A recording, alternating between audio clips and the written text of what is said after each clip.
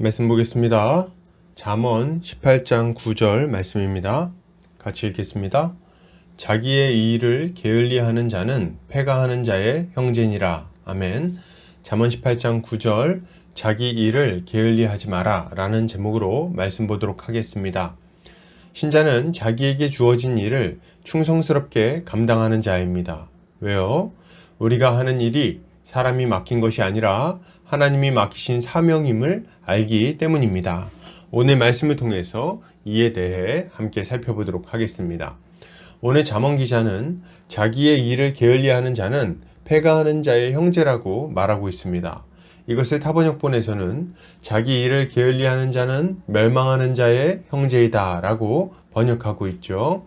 본문은 자기의 일을 게을리하는 사람이 멸망으로 향해 가는 사람과 같은 부류의 사람이라고 경고합니다.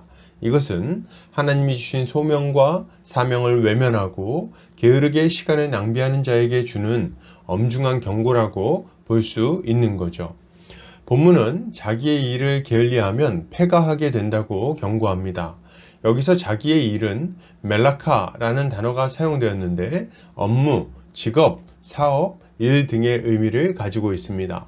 그러니까 자기 일터에서 부지런히 일을 하지 않으면 망하게 된다는 말을 하는 거죠. 이건 굉장히 자연스러운 말이고 당연한 말입니다.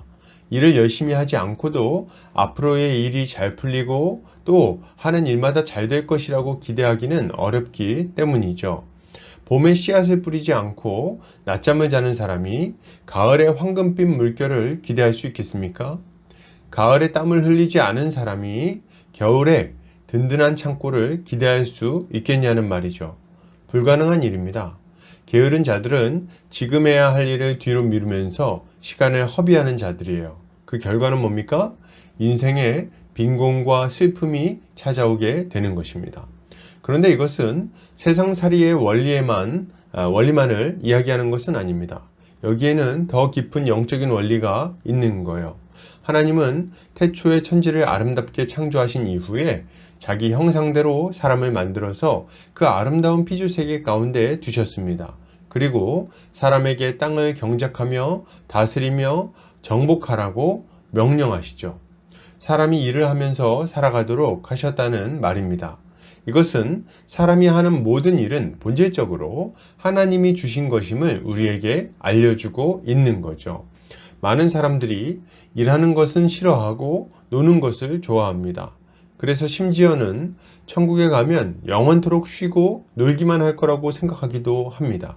그러나 이것은 사실이 아닙니다. 인간은 타락하기 전에도 일을 했기 때문에 그렇습니다. 물론 이때 일하는 목적은 먹고 살기 위한 것은 아니었어요. 하나님께 영광을 올려드리는 것이 그 목적이었다고 할 수 있겠습니다. 또한 이것은 하나님만을 위한 것도 아니었어요. 사람도 하나님이 주신 창조성을 발휘해서 사명을 감당할 때 지극한 만족과 보람을 느낄 수 있었기 때문입니다.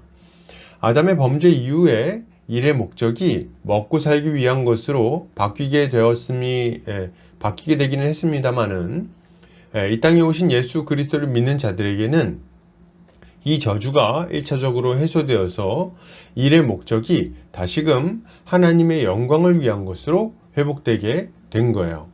이것을 생각해 볼 때 신자에게 일은 하나님이 이 땅을 살아가는 우리에게 맡기신 사명이라고 봐야 하는 겁니다. 아담이 세상을 경작하고 다스리는 일을 감당했던 것처럼 우리도 우리에게 맡겨진 직무를 성실하게 감당해야 된다는 거죠. 하나님의 사명으로서. 게으름을 부리며 일을 하지 않는 것은 하나님의 명령에 대한 적극적인 불순종입니다. 하나님이 맡기신 사명에 불성실한 자가 어떻게 하나님이 원하시는 좋은 열매를 맺을 수 있겠습니까? 그 마지막은 참으로 빈곤하게 될 것이 분명한 거예요. 그러므로 여러분, 신자는 어떤 삶을 살아야 되겠습니까? 우리는 우리의 직업, 우리가 하는 일을 하나님이 맡기신 사명으로 여기고 충성스럽게 감당해야 되겠습니다.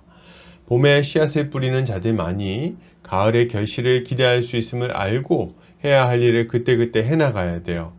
우리 주님도 일생 동안 부지런히 일하지 않으셨습니까? 주님은 공생애 때뿐 아니라 목수로서 지냈던 시절까지도 부지런히 일하셨어요. 우리는 이것을 기억하고 주님과 같이 부지런히 일해야 할 것입니다. 결론을 드립니다. 여러분, 게으름을 멀리 합시다. 빈곤과 멸망이 찾아오지 않도록 부지런히 일합시다.